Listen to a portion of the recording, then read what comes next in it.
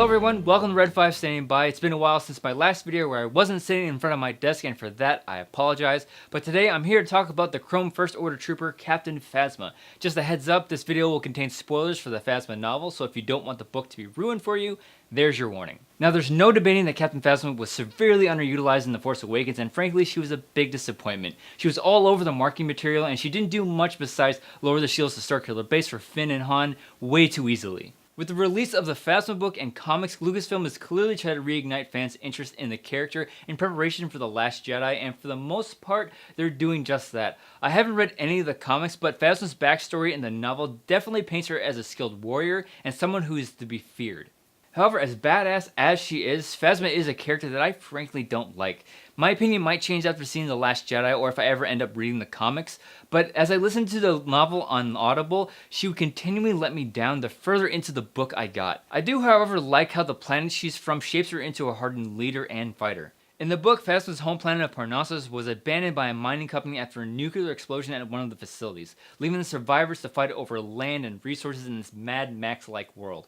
This happened about 200 years before the main story. Phasma, knowing nothing about the planet before the explosion, would grow up fighting for everything in her life and eventually become the leader of her tribe alongside her brother.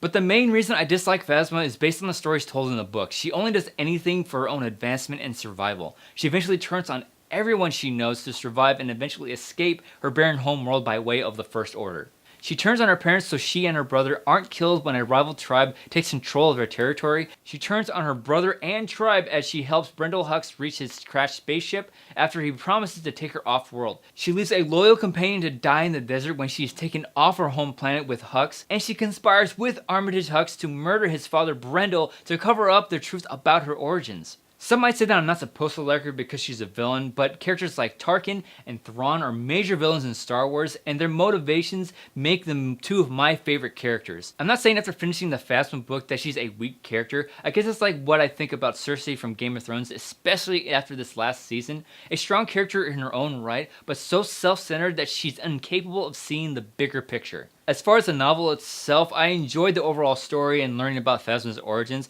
I just had a small issue with how the stories were being told by someone who didn't take part in the actual events. There were flashbacks that Vi Moradi, a Resistance spy, was telling a First Order captain named Cardinal as he was interrogating her. These stories were told to her by Civ, who was the companion Phasma left behind.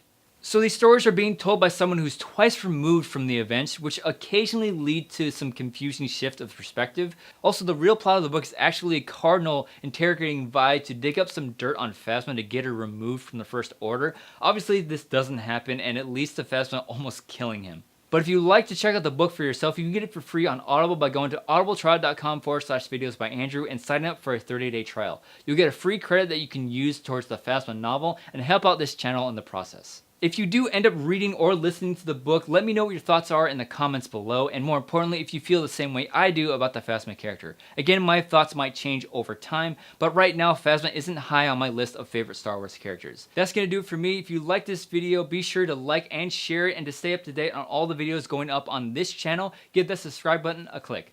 As always, thanks for watching, and may the Force be with you.